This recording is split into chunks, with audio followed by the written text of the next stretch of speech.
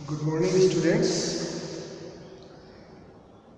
आशा करता हूँ कि आप सभी लोग स्वस्थ व प्रसन्न होंगे। तो आइए आज पढ़ते हैं एक्टिव वॉइस पैसिव वॉइस। तो आज समझाते हैं कि एक्टिव वॉइस क्या होता है और पैसिव वॉइस क्या होता है। तो let's start active voice passive voice. Class 8 unit number 10। Okay, active voice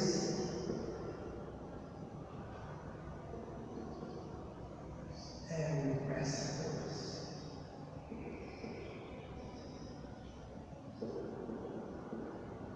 तो ये टॉपिक है active voice and passive voice. तो स्टार्ट करते हैं। पहले हम लिखते हैं वह एक पुस्तक पढ़ता है।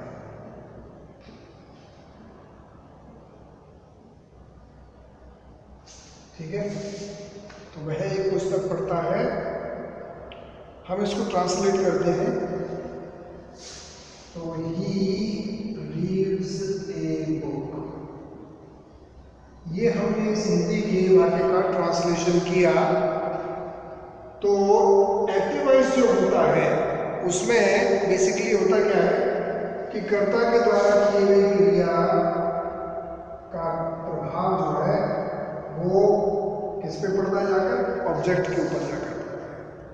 ही ने पढ़ने की क्रिया हुई और क्रिया का प्रभाव क्या हुआ कि पुस्तक को पढ़ा गया।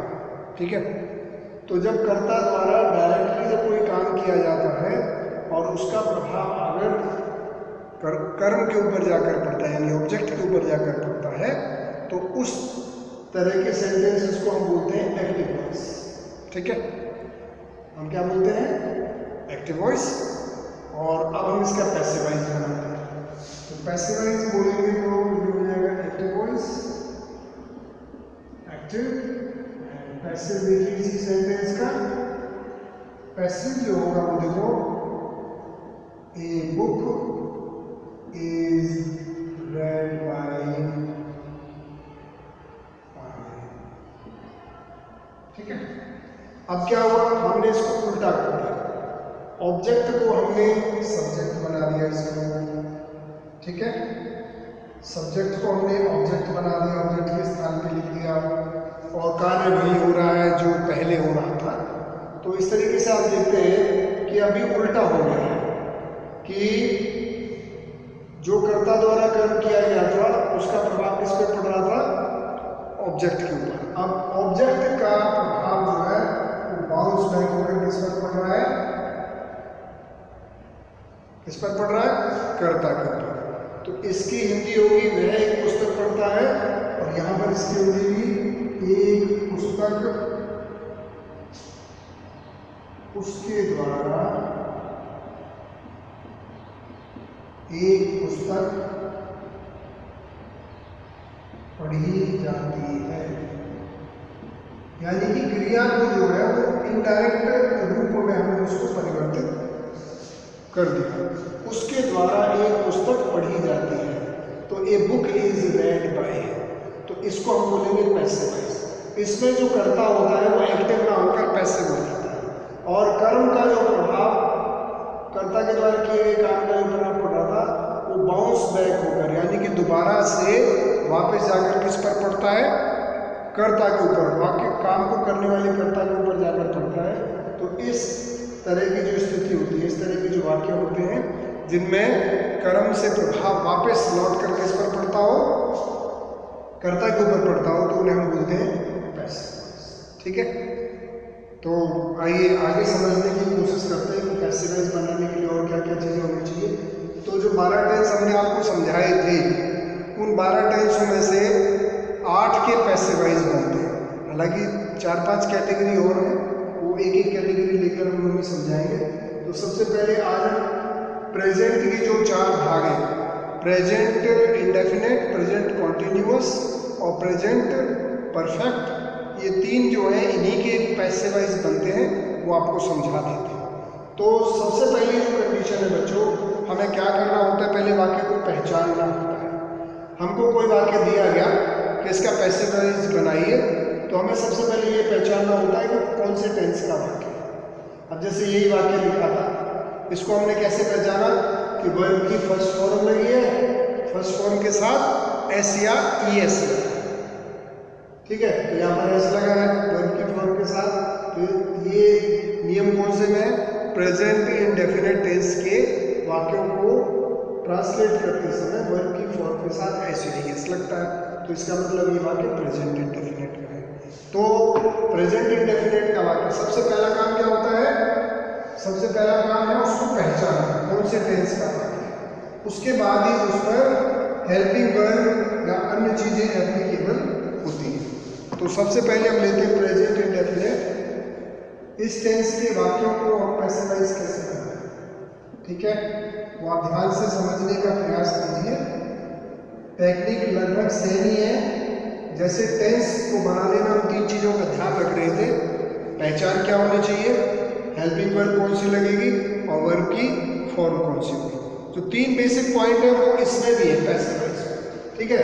तो पैसिव वॉइस जब हम बनाएंगे इसके तो हमें सबसे पहले होना चाहिए आइडेंटिफिकेशन।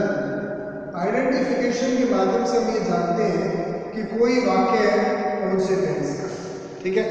तो उसको पहचानने के लिए हम वर्ब की फॉर्म या हेल्पिंग वर्ब, तो हम नंबर 1 पहचानते हैं हेल्पिंग वर्ब से। हेल्पिंग वर्ब कौन सी लगी है? आपको टेंस चार्ट अगर याद है तो हेल्पिंग वर्ब से आपको पता लग जाएगा, क्योंकि हर टेंस की एक फिक्स निश्चित हेल्पिंग वर्ब होती है। और दूसरा तरीका है वर्ब की फॉर्म, वर्ब फॉर्म यूज्ड। कौन सी वर्ब की फॉर्म का हमने इस्तेमाल किया है, इन 2 चीजों को ध्यान में रखते हुए किसी भी टेंस के वाक्य को आसानी से पहचान सकते हैं।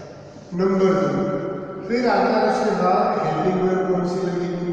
तो प्रेजेंट इंडेफिनिट के वाक्यों को पैसिवाइज बनाते समय हम इज, एम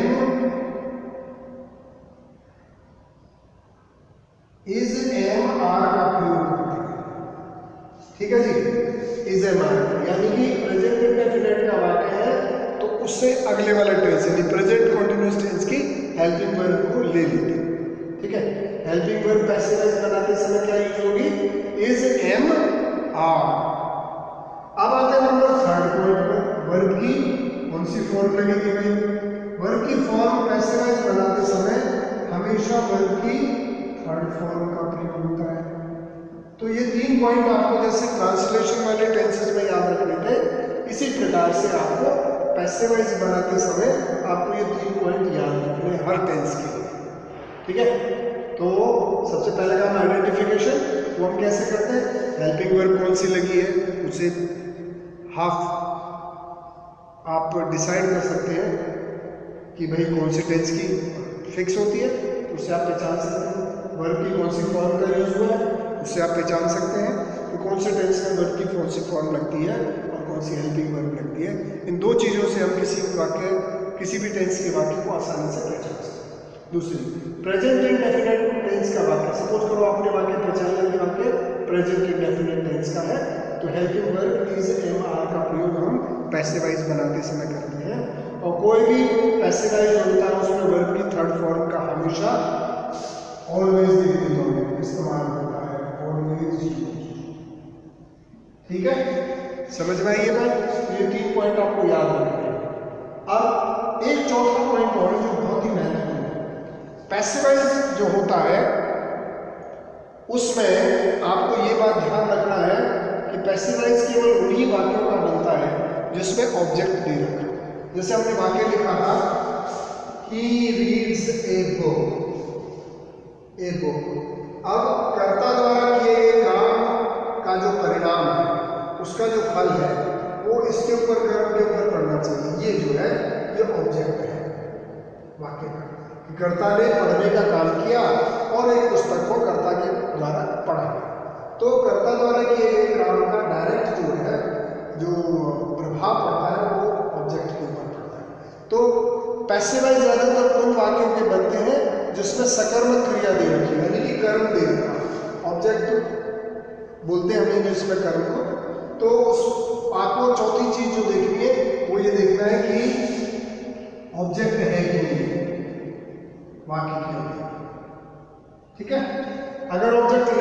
है तो उसका पैसिवाइज नहीं बनता है।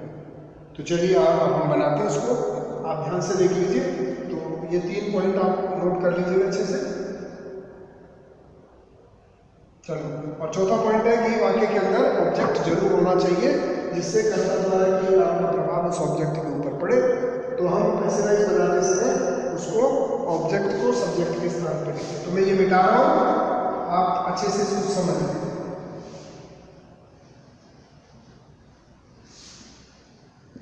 तो मैं आपको 3-4 बना के दिखाऊंगा, तो आप देख लीजिए। तो हम सबसे पहले इसी को ले लेते हैं, ही रीड्स ए बुक। इसमें सब्जेक्ट दे रखा है, वर्ब दे रखी है और ऑब्जेक्ट भी दे रखा है, तीनों चीजें दे रखी है। तो हम क्या करते हैं, पैसिवाइज बनाते समय ए बुक।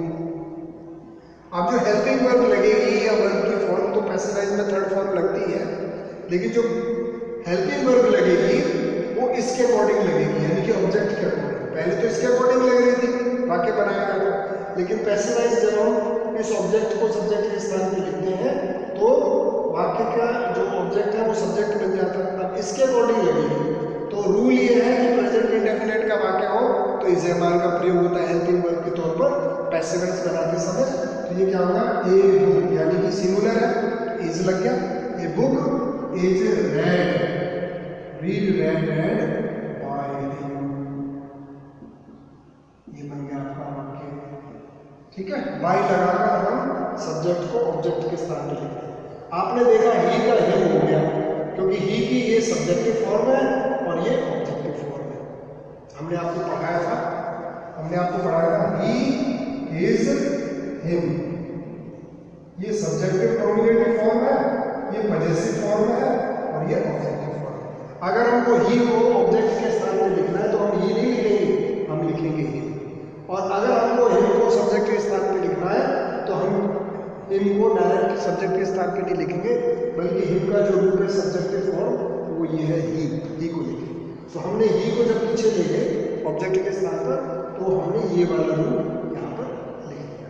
अब इसी वाक्य को अगर हम नेगेटिव बनाते हैं तो जैसे कि ट्रांसलेशन करते समय हेल्पिंग वर्ब के आगे नॉट लगाते हैं, केवल नॉट आगे लिख दीजिए। वर्ब की थर्ड फॉर्म नेगेटिव लगती है, बाय हिम।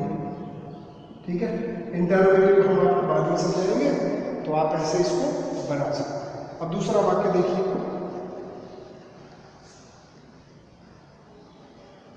फॉर एग्जाम्पल दूसरा वाक्य देखिए, आई टेल्स ए स्टोरी, मैं एक कहानी सुना। ठीक है, तो स्टोरी ऑब्जेक्ट है, इसको सब्जेक्ट के स्थान पे लिखिए। ये हो जाएगा ए स्टोरी, सिंगुलर है, पहले यहाँ पर एस नहीं लगेगा क्योंकि आई है। ठीक है, I tell a story is, tell की थर्ड फॉर्म लगाइए टोल्ड। हेल्पिंग वर्ब के बाद मेन वर्ब आती है, पैसिवाइज में हमेशा थर्ड फॉर्म होती है, तो a story is told by me. जैसे I bye me, he is, तो आई को जब हम यहाँ पर लिखेंगे ऑब्जेक्ट के स्थान पर तो ये मी हो जाएगा। आशा आपको ये सब समझ में आ गया होगा। तो आज के लिए तो ये काफ़ी है, आपको हम प्रैक्टिस के लिए कुछ और दे देंगे, तो अभी आप केवल इतना ही समझ लीजिए कि इसको कैसे करना है। Thank you so much, have a great day.